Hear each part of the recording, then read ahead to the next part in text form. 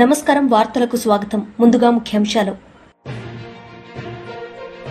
మాజీ మంత్రి అంబటి రాంబాబు మీడియా సమావేశం, పలు అంశాలపై వివరణ.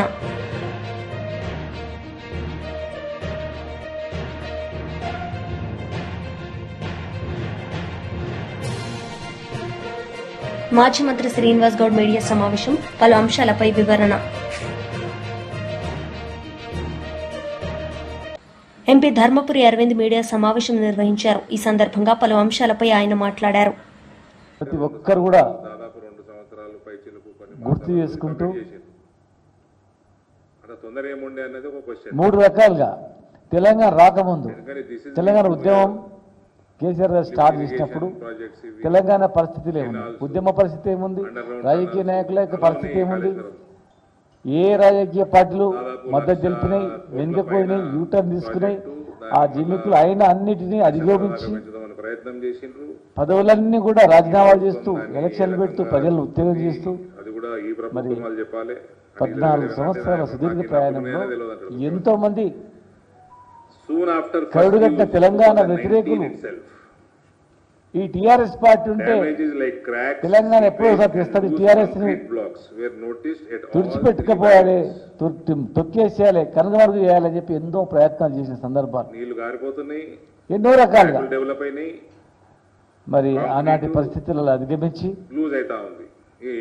తెలంగాణ ప్రకటన చేసినప్పుడు, చిదంబరం ప్రకటన చేసినప్పుడు ఆనాటి ముఖ్యమంత్రి గారు రోషయ్య గారు నిమ్మరసంటే లేదు లేదు మీరు రావాలని చెప్పి మా చేతుల మీదుగా విరమణ చేయడం, మరి తెలంగాణ యూటర్న్ తీసుకున్న తర్వాత అనేక సందర్భాల్లో అందరినీ 33 జాతీయ పార్టీలను ఐక్యం చేసి ప్రజలను ఐక్యం చేసి మరి సావడానికి సిద్ధం వెనుకడుగు లేని తెలంగాణ తెచ్చిన తర్వాత ఏ ఆశయాల గురించి అయితే తెలంగాణ తెచ్చిందో వ్యవసాయం ఎట్లా ఉండాలి ఆనాడే తెలంగాణ రాకముందు ఎన్నో సార్లు కేసీఆర్ గారు పాలు పంచుకోవడం, వ్యవసాయం ఎట్లా అభివృద్ధి చేయాలి, ఉద్యోగుల జీతభత్యాలు ఎట్లా ఇవ్వాలి, నిరుద్యోగులకు ఏ రకంగా ఉన్నాయి, రైతాంగానికి మనం ఏం చేయాలి, కుల వృత్తులు ఎట్లా ఆడుకోవాలి, కొడుకు బలహీన వర్గాల వాళ్ళకి ఎట్లా మనం చేయాలని చెప్పి ఎన్నో ఆలోచన చేసి ఆనాడు జయశంకర్ గారు వారితో కలిపి ఎన్నో సందర్భాలను కూడా పాల్పంచుకోవడం, మరి ఆ రోజు తెలంగాణ వస్తే సార్ ఇవన్నీ తర్వాత చేసుకోవచ్చు సార్ ఇప్పుడు ఎందుకు అనుకుంటే లేదు మనకు విజన్ ఉండాలని చెప్పి ఒక విజన్ ఉన్న నాయకులుగా తెలంగాణ వచ్చిన తర్వాత ఎన్నో ఆ రోజు అనుకున్నటువంటి ఇంకా ఎన్నో ఎలక్షన్ లో మేనిఫెస్టో లేనటువంటి ఎన్నో హామీలు ఇచ్చి ఎన్నో అమలు చేసి వాళ్ళు తీసుకుంటున్నారు అని బ్రహ్మాండంగా తెలంగాణ ముందుకు పోతున్న తరుణంలో ఎన్నో సంవత్సరాలుగా మోసం చేసిన కాంగ్రెస్ తెలంగాణ ఇస్తా అని చెప్పి ఎంతో మంది చావుకులకు కారణమైనటువంటి ఎంతో మంది మళ్ళీ తెలంగాణ ప్రజలను మోసం చేసి మేము 200 నుంచి 2000 పెన్షన్ ఇస్తే లేదు మేము 4000 ఇస్తామని చెప్పి అబద్ధ ప్రచారం చేసి దేశంలో ఎక్కడ లేని కళ్యాణ లక్ష్మి షాది ముబారక్ 1,116,000 మేము ఇస్తే లేదు మేము పొలం బంగారం ఇస్తామని 1 లక్ష చూపి ఈ దేశంలో ఎక్కడ లేనటువంటిది ఎకరాకు 10,000 రూపాయలు రైతు బంధు ఇస్తే లేదు మేము 14,000 ఇస్తామని చెప్పి ఇంకొక రకంగా ఆశ చూపించి అట్లా ఎన్నో ఉన్నాయి, చెప్పుకుంటూ పోతే చాలా ఉన్నాయి. మేము దళితులకు 10 లక్షలు ఇస్తామంటే మేము 14 లక్షలు ఇస్తామని చెప్పి ప్రతి కులానికి ప్రతి వృత్తికి. మాజీ మంత్రి అంబటి రాంబాబు మీడియా సమావేశం నిర్వహించారు. ఈ సందర్భంగా ఆయన మాట్లాడారు. కార్యక్రమాలు చేస్తున్నాయి. చంద్రబాబు నాయుడు గారు అధికారంలోకి వచ్చిన తర్వాత సరే హామీలు ఆయన ఇచ్చిన మాట నిలబెట్టుకుపోవటాలు అనే విషయాలు కాసేపు పక్కన పెడితే అది వేరే సబ్జెక్టు. వచ్చిన తర్వాత ఏం ప్రగల్భాలు పలికారంటే ఈనాడులోనే కోరలు పీకండి సోషల్ సైకోలపై సీఎం నిర్దేశం, పీకేయండి సోషల్ మీడియాలో ఎవరైనా సరే సైకోలుగా వ్యవహరిస్తే వారిని కోరలు పీకేయండి అన్నాడు. మదమెక్కి మాట్లాడే వారిని వదిలే ప్రశ్నే లేదు, పెద్ద హెడ్డింగ్. సోషల్ మీడియా సైనికులకు చెక్, తప్పు చేసిన వారిని శిక్ష తప్పదు. అనుచిత పోస్టులకు తీవ్రమైన పరిణామాలు. ఆ పోస్టులు చూసి నా బిడ్డలు కన్నీరు పెట్టుకున్నారు. పవన్ కళ్యాణ్ గారు మంత్రివర్గంలో వాపోయాడట. అసభ్య పోస్టులు పెడితే పీడీ యాక్ట్, అసభ్యమైన పోస్టులు పెడితే మాత్రం ఊరుకోము, పీడీ యాక్ట్ పెట్టేసి లోపలేసేస్తాము అని ప్రగల్భాలు పలికారు. ఇవన్నీ వైసీపీ వారిని లోపల వేయడానికి ఉపయోగించే కార్యక్రమాలే తప్ప చంద్రబాబు నాయుడు గారికి మాత్రం ఆయన పెంచి పోషిస్తున్నటువంటి సోషల్ మీడియాను మాత్రం ఎక్కడ చెక్కు చెదనివ్వాల. అసభ్యకరమైనటువంటి పోస్టులు, అసభ్యకరమైనటువంటి మాటలు, అసభ్యకరమైనటువంటి వేషాలు, అసభ్యకరమైనటువంటి చిత్రీకరణలు చేస్తూనే ఉన్నారు. వారిని ప్రోత్సహిస్తూనే ఉన్నారు చంద్రబాబు నాయుడు గారు. మీరు ఈ మధ్యకాలంలో చూస్తే మాజీ ముఖ్యమంత్రి జగన్మోహన్ రెడ్డి గారి మీద ఒక ఐటీడీపీ కార్యకర్త ఏ విధంగా మాట్లాడాడో మనం చూసాం. వారి మీద, వారి సతీమణి భారతి గారి మీద ఏ రకమైన అనుచిత వ్యాఖ్యలు చేశారో నేను ప్రత్యేకంగా చెప్పాల్సిన అవసరం లేదు. చాలా సీరియస్గా తీసుకోవాల్సినటువంటి అంశం. మేము పెద్దగా సీరియస్గా తీసుకోలేదు, కానీ ప్రజలు తీవ్రంగా స్పందించారు. సోషల్ మీడియాలో న్యూట్రల్ యాక్టివిస్టులు తీవ్రంగా స్పందించారు. ఏమిటి అన్యాయం? ఇంత దారుణంగా ఎలా మాట్లాడతారు? ఇది తప్పు కదా అని చంద్రబాబు నాయుడు గారు యాక్షన్కి వచ్చేసారండి. తక్షణమే అరెస్ట్ చేయమన్నారు, అరెస్ట్ చేశారు. నేను ఆ రోజునే చెప్పా, ఇదంతా ఒక డ్రామా. జగన్మోహన్ రెడ్డి గారి సతీమణిని అన్న తర్వాత మేము ఊరుకోము అనేటువంటి ఒక డ్రామాని క్రియేట్ చేసి పాపం అతన్ని అరెస్ట్ చేశారు. చేబోలు కిరణ్ అనే వ్యక్తిని. అతను పెంచిపోసింది ఎవరండి? అతను ఐటీడీపీ.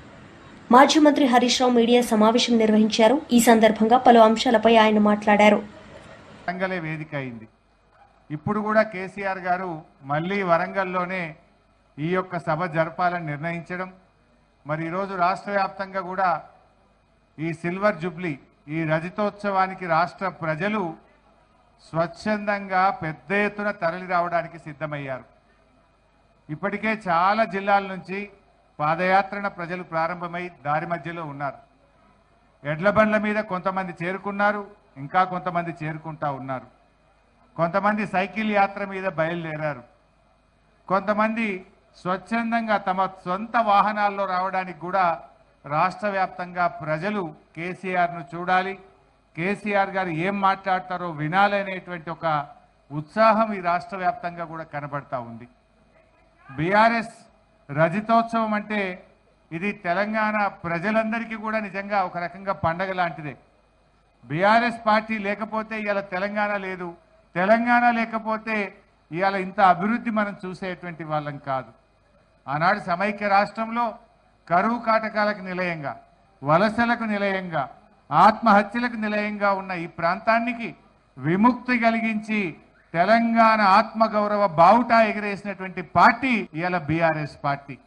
రాష్ట్రాన్ని సాధించింది బీఆర్ఎస్ పార్టీ, రాష్ట్రాన్ని అభివృద్ధి పథంలో నడిపించింది బీఆర్ఎస్ పార్టీ. ఇవాళ ప్రతిపక్షంలో కూడా కాంగ్రెస్ ప్రభుత్వం మెడలు వంచి ప్రజల పక్షాన నిలిచింది కూడా బీఆర్ఎస్ పార్టీ. సో బీఆర్ఎస్ ఏ పాత్రలో ఉన్నా ప్రజల పక్షమే. ఆనాడు ఉద్యమ పార్టీగా ఉన్నా, 10 ఏళ్ళు అధికారంలో ఉన్నా, ఈ ఏడాదిని అర్థం ప్రతిపక్షంలో ఉన్న బీఆర్ఎస్ ఎప్పుడూ ప్రజల పక్షమే. ప్రజలు ఏ రోల్ ఇచ్చినా ప్రజల ఆకాంక్షల కోసం పనిచేసేటువంటి పార్టీ ఇవాళ బీఆర్ఎస్ పార్టీ. ఇవాళ ఏ రోజైనా ప్రజలు ఇవాళ ఏ కష్టం వచ్చినా మళ్ళీ బీఆర్ఎస్ వైపే చూస్తున్నారు. రాష్ట్రంలో మళ్ళీ కేసీఆర్ రావాలి, మళ్ళీ బీఆర్ఎస్ ప్రభుత్వం రావాలి అని ఇలా రాష్ట్ర ప్రజలందరూ కూడా కేసీఆర్ వైపు చూస్తూ ఉన్నారు. ఈ ప్రభుత్వం ఎన్నో ఆశలు చెప్పి, ఎన్నో ప్రజల్లో విషయాలు చెప్పి ఇవాళ అధికారంలోకి వచ్చింది. కానీ ఏడాది అర్థంలోనే పాలేందో నీళ్ళేందో తేలిపోయింది. ఈ కాంగ్రెస్ ప్రభుత్వం అన్ని మాయమాటలు చెప్పిన ప్రభుత్వంగా ఇవాళ ప్రజలకు అర్థమైపోయింది. ఒక్క కొత్త పథకాలు సరిగ్గా నడవలేదు, కానీ ఉన్న పథకాలు మాత్రం బంద్ పెట్టిండ్రు. ఏడాది అర్థంగా ఫీజు రియంబర్స్మెంట్లో ఒక్క రూపాయి ఇయ్యక ఇవాళ విద్యార్థుల చదువులు ఆగమైతా ఉన్నాయి. లక్షలాది మంది విద్యార్థుల జీవితాలు రోడ్ల మీదకి వస్తున్న పరిస్థితి. ఇలా కేసీఆర్ కిట్ బంద్ అయిపోయింది, రైతు బంధు బంద్ అయిపోయింది, బతుకమ్మ చీరలు బంద్ అయిపోయినాయి, కళ్యాణ లక్ష్మి అయితే పిల్లలు పుట్టినదాకా కూడా వస్తలేవు. తులం బంగారం దేవుడేరకు కానీ కళ్యాణ లక్ష్మి చెక్కులు కూడా రానటువంటి పరిస్థితి ఏర్పడ్డది. ప్రభుత్వం మొత్తం కూడా ఇలా కాంగ్రెస్ ప్రభుత్వం శృతిలేని గతిలేని ప్రభుత్వం అయిపోయింది, డైరెక్షన్ లెస్ ప్రభుత్వం అయింది. క్యాబినెట్లో కాంగ్రెస్ ప్రభుత్వంలో ఒక శృతి లేదు, తలా ఒక మాట మాట్లాడుతూ ఉన్నారు. ఇలా రాష్ట్ర ఆదాయం తగ్గుముఖం పట్టింది. బీఆర్ఎస్ ప్రభుత్వం ఉండగా ఏటా ఎమ్మెల్యే సోమిరెడ్డి చంద్రమోహన్ రెడ్డి మీడియా సమావేశం నిర్వహించారు. ఈ సందర్భంగా పలు అంశాలపై ఆయన మాట్లాడారు. ఎందుకు ఈడీ ఎంటర్ కాదు? నేనేమంటానంటే బోఫోర్స్ కుంభకోణం 2089 రాజీవ్ గాంధీని కొంపు ముంచేసింది. 60 కోట్లు. బోఫోర్స్ కుంభకోణం ఓన్లీ 60 crores. అయిపోయినాడు రాజీవ్ గాంధీ పాపం. 2014 2G స్కామ్, మన్మోహన్ సింగ్ అయిపోయినారు. ఈ 2 స్కామ్స్తో అసలు నేషనల్ పార్టీ గుర్తు జాతీయ హోదా కోల్పోయే పరిస్థితి కాంగ్రెస్ పార్టీకి వచ్చింది. బట్ అది 60 కోట్లయితే ఒక దేశంలో ప్రధానిని ప్రజలు మట్టుబెడితే ఇదంతా ఆషామాషి కేసా ఇది? ఆషామాషి కేసా ఇది? అంటే ఇప్పుడు నేను ఒక మాట చెప్తున్నాను, మీరు లెక్కలేసినారు. మధ్యలో కరోనా, ఓన్లీ కరోనా టైంలో 2020 మార్చి 23 నుంచి మే 4 ఓపెన్ చేసేసారు. షాప్స్ క్లోజ్ అయింది లెస్ దెన్ 2 months. ఒక మాట నేను అడుగుతుండా, 2018-19లో IML కేసెస్ 3,84,000. మధ్యలో జగన్మోహన్ రెడ్డి టైంలో 2021 1,87,000, 1,87,059,131 కేసులు సేల్స్. అంటే 3,84,000 నుంచి 1,87,000. Okay, will agri. కరోనా 21-22 2,63,000 కేసులు.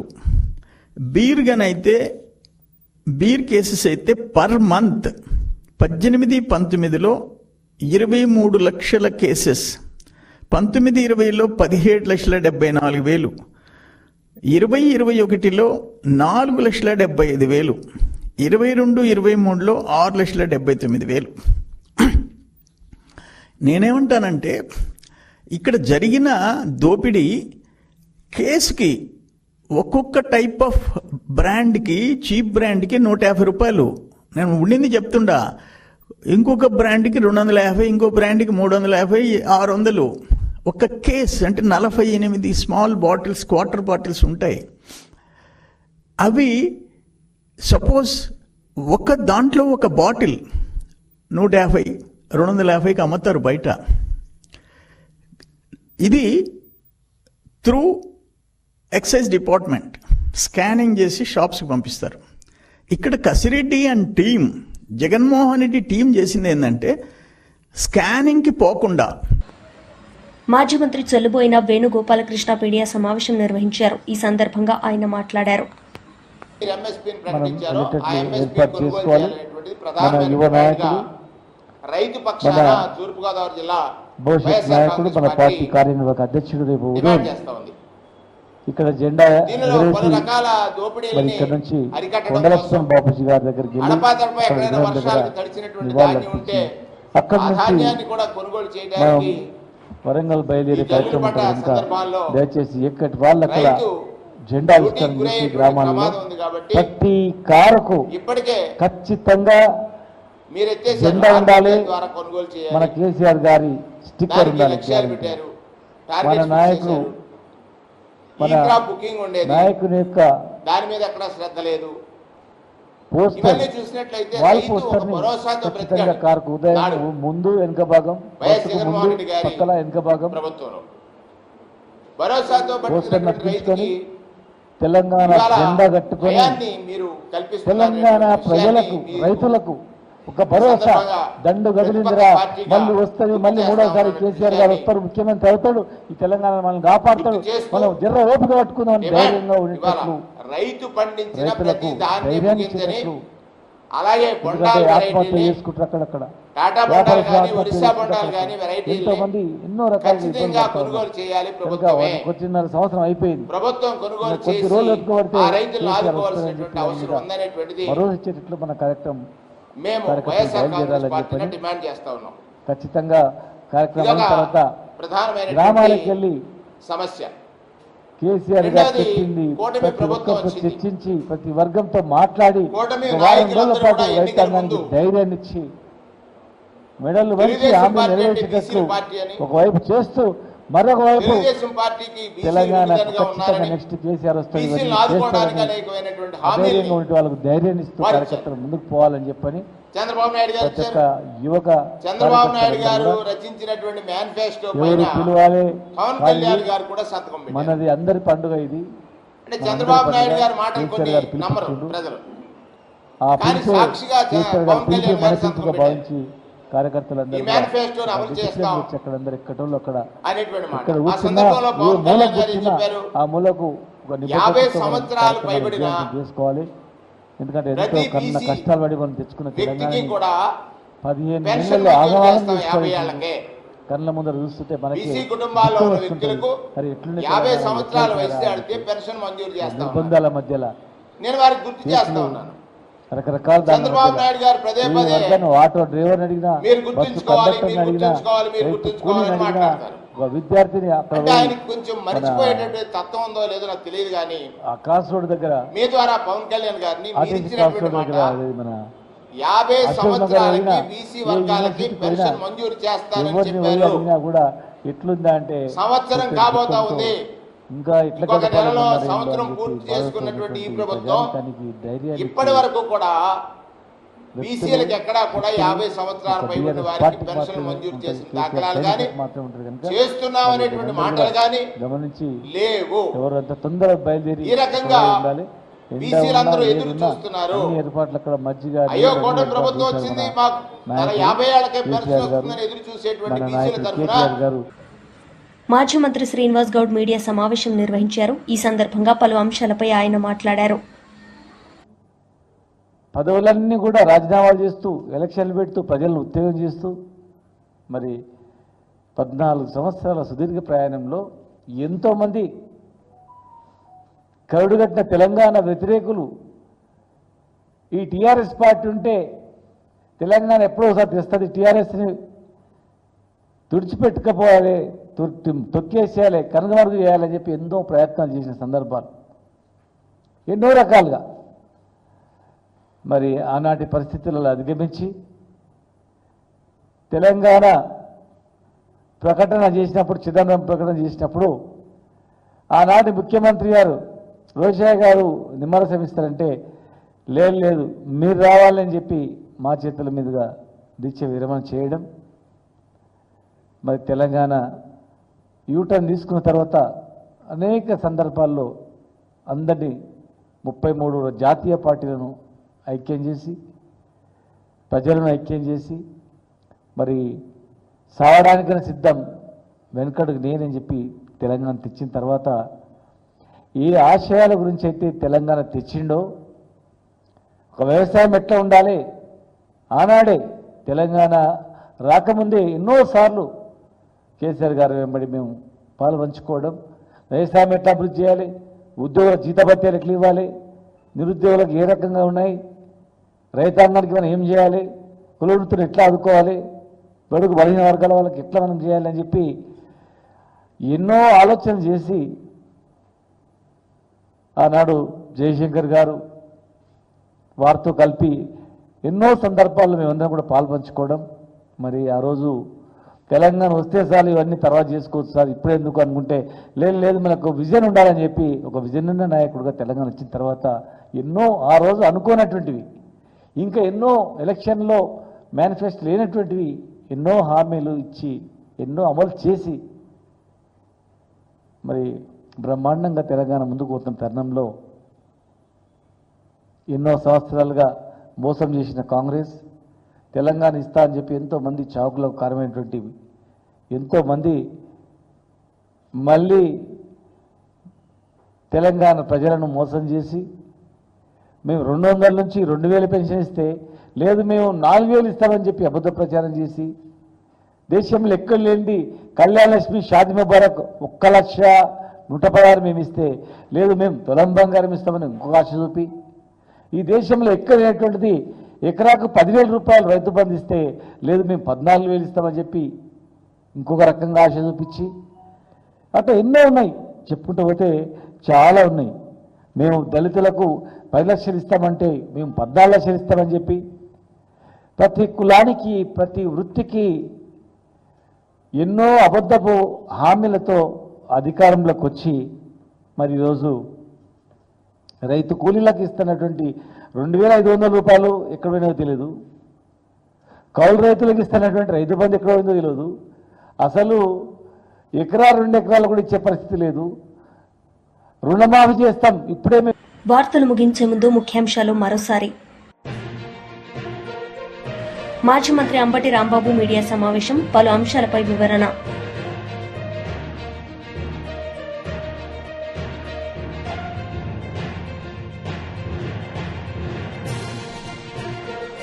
మాజీ మంత్రి శ్రీనివాస్ గౌడ్ మీడియా సమావేశం, పలు అంశాలపై వివరణ. ఈ వార్తలు ఇంతటితో సమాప్తం. తిరిగి ప్రసారమయ్యే వార్తల్లో మళ్ళీ కలుద్దాం. అంతవరకు సెలవు. నమస్తే.